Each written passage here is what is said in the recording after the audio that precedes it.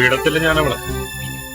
ഇത്രയും നാളും എന്റെ ഒപ്പം നിന്നിട്ട് എന്നെ കബളിപ്പിച്ചിട്ട് പോകാൻ മാത്രം ധൈര്യം അവക്കുണ്ടോന്ന് എനിക്കൊന്ന് അറിയണം.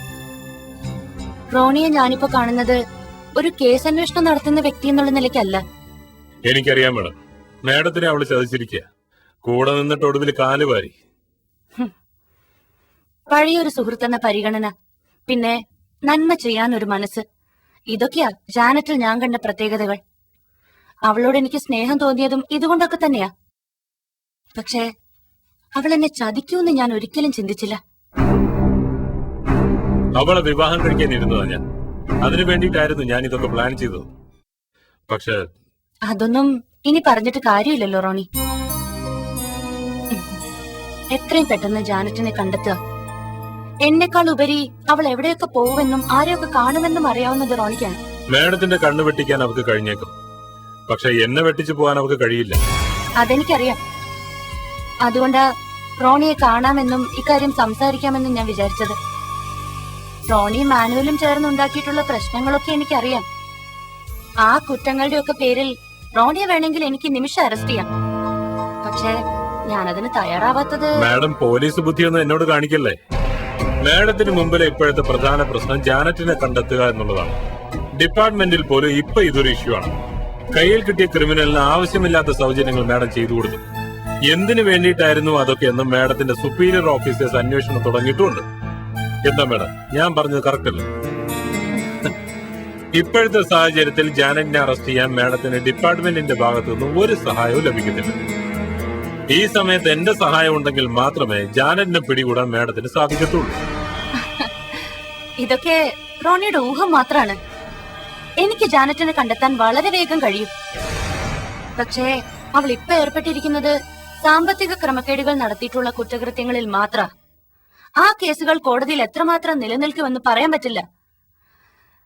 എന്റെ ഉദ്ദേശം എന്നേക്കുമായിട്ട് അവളെ അറസ്റ്റ് ചെയ്യാന്നുള്ളതാണ്. അതിനാ ഞാൻ റോണിയുടെ സഹായം ആവശ്യപ്പെട്ടത്. റോണിക്ക് എന്നെ വിശ്വസിക്കാം. വിശ്വാസത്തിന്റെ കാര്യമൊന്നും പറയണ്ട. എനിക്കിപ്പോ ഈ ലോകത്ത് ആരെയും വിശ്വാസമില്ല, പ്രത്യേകിച്ച് പെണ്ണെന്ന് പറയുന്ന വർഗത്തിന്. എങ്ങനെ ചതിക്കുന്നു, ഏത് വഴിക്ക് നീങ്ങുന്നു പറയാൻ പോലും പറ്റത്തില്ല. ഞാൻ പറഞ്ഞത് സത്യമാണ് മേഡം. ജാനറ്റിനെ ഞാൻ സ്നേഹിച്ചത് നിറഞ്ഞ മനസ്സോടെയായിരുന്നു. അവക്കിപ്പോ ഒരു ജീവിതം ഉണ്ടാവുമെന്ന് ഞാൻ മോഹിച്ചു. പക്ഷെ അവൾ എന്നെ ചതിച്ചു. അതങ്ങനെയാ റോണി. നമ്മൾ സ്നേഹിക്കുന്നവർ നമ്മളെ സ്നേഹിക്കണമെന്നില്ല. നമ്മളെ സ്നേഹിക്കുന്നവരുടെ സ്നേഹം നമ്മളൊട്ട് അറിയില്ല. എന്റെ ജീവിതത്തിൽ മാഡം ഈ പറഞ്ഞ വാക്കുകൾക്ക് ഒരു സ്ഥാനവുമില്ല. കാരണം എന്നെ ആരും സ്നേഹിച്ചിട്ടില്ല. ഞാനെപ്പോഴും പുറത്താക്കപ്പെട്ടവനായിരുന്നു. ഇപ്പോഴും അത് തന്നെയാണ് സംഭവിച്ചത്. ജാനറ്റും എന്നെ പുറത്താക്കി.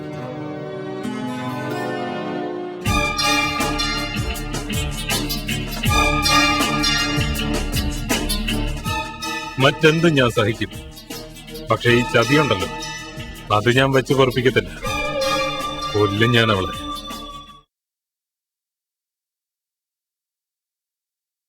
റോണി,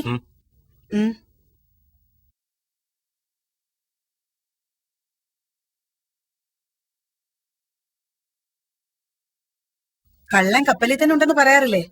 അത് തന്നെ എവിടെയെന്നാ എനിക്ക് തോന്നുന്നു. അങ്ങനെ പറഞ്ഞത്? അത് ഈ വീട്ടിൽ നിന്ന് രഹസ്യങ്ങൾ ചോരുന്നെങ്കിൽ അതിന്റെ പങ്ക് ഇവിടെ താമസിക്കുന്നവർക്ക് തന്നെയാണ്.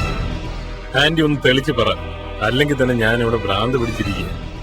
ജാനറ്റിന് തനിയെ ഒന്നും ചെയ്യാൻ കഴിയില്ല. ഇവിടുന്ന് വേറെ ആരോ ജാനറ്റിനെ സഹായിച്ചിട്ടുണ്ട്, ഇപ്പോഴും സഹായിക്കുന്നുണ്ട്.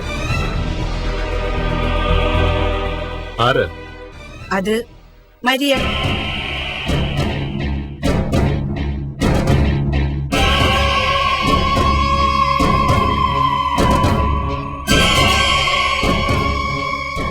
അവള് മിണ്ടാപ്പൂച്ച പോലെ നടക്കുന്നെങ്കിലും വിളഞ്ഞ വിത്ത.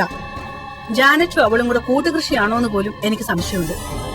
നമ്മൾ പലതരത്തിൽ നോക്കിയിട്ടും ജാനറ്റിനെ കുറിച്ച് ഒരറിവും കിട്ടാത്തതിന്റെ കാരണം ഇവൾ അപ്പോഴപ്പോഴും വിവരം അവളെ അറിയിക്കുന്നത് കൊണ്ടായിരിക്കും.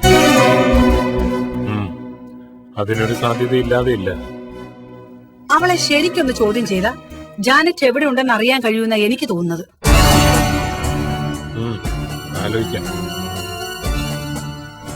ഞാൻ പറഞ്ഞത് ശരിയല്ലേ? ഞാൻ അവളൊന്ന് ശ്രദ്ധിക്കാം.